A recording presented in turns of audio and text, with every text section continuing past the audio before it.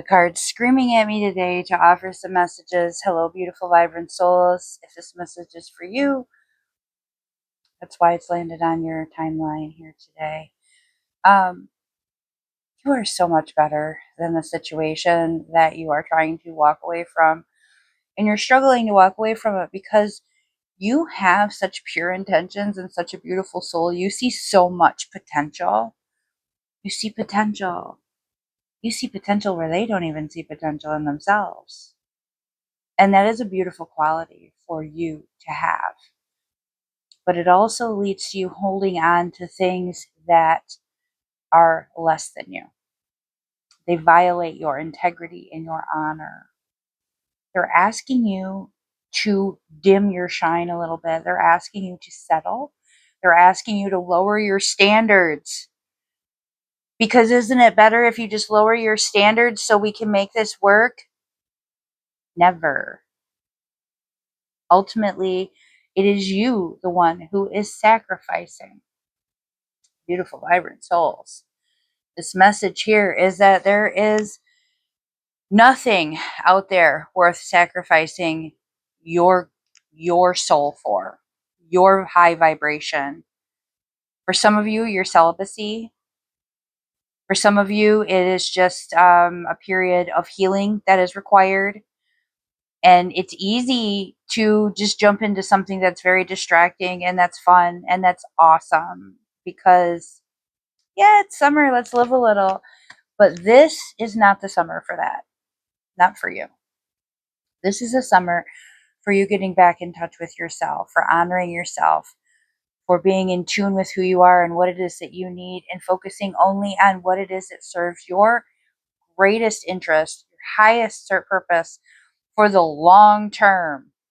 We're not talking about a fling, a thing that happens. We're talking about lifetime love, lifetime success in your career. We're talking about all the wonderful, beautiful experiences that you deserve, that you should not be willing to settle for less.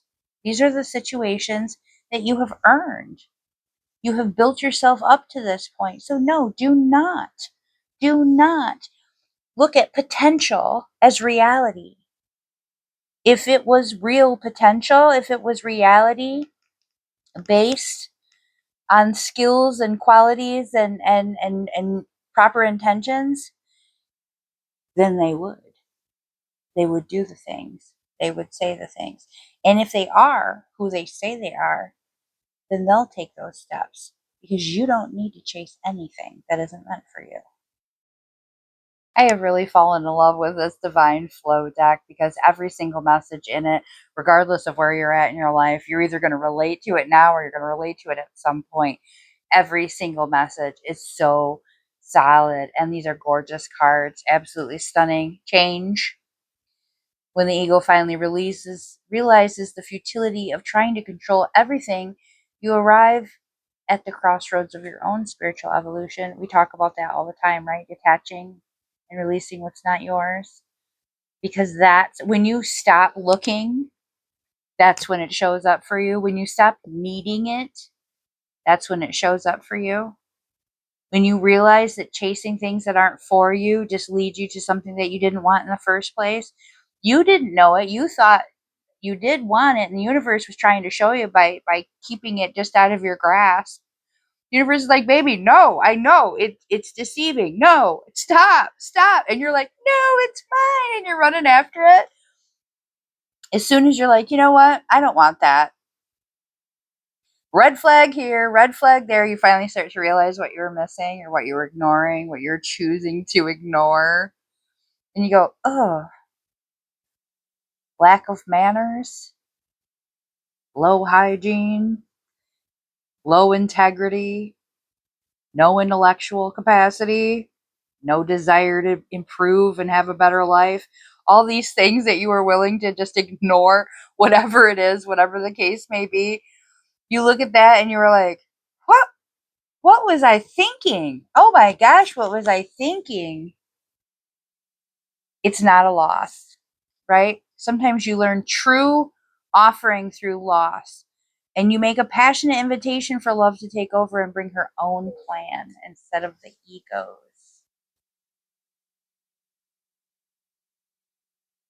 Universe has been trying to show you the entire time. It was hard because it wasn't supposed to work. It was hard because it was a lesson, not a lifetime. It didn't work because it wasn't supposed to.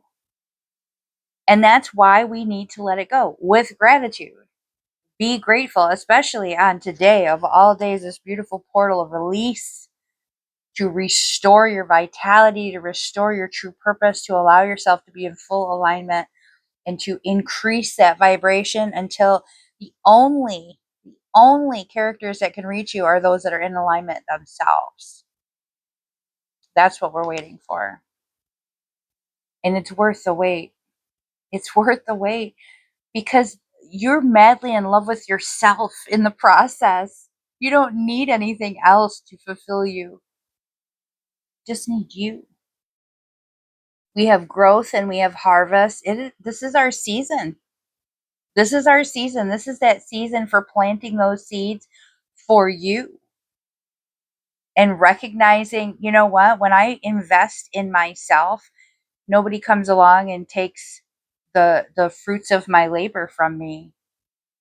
When I invest in myself and I meet others at that level who are doing the same for themselves, nobody needs to steal from one another. You don't need to fill and pour into their cup because they're depleted, and they don't need to pour into your cup because you're depleted.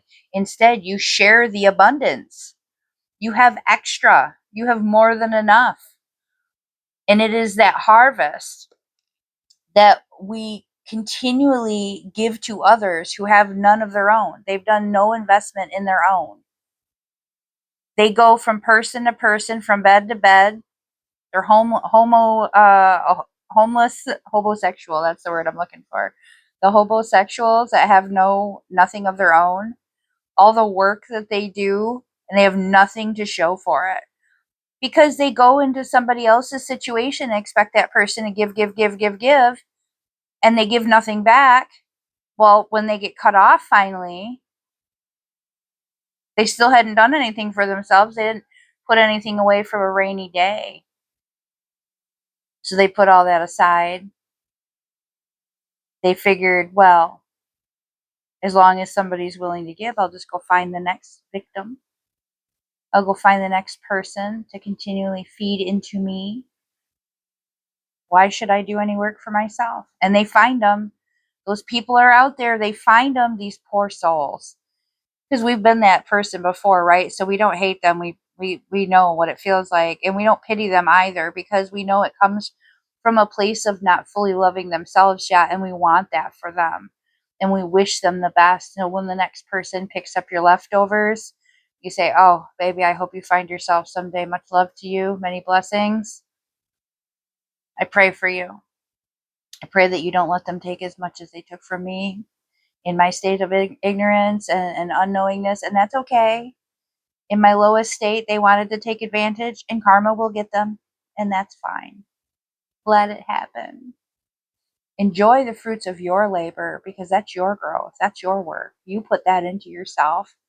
You pushed and you pushed and you pushed, and you are going to see by the end of summer, just watch, you're going to see how much that serves you and you alone, and you just have plenty to offer others.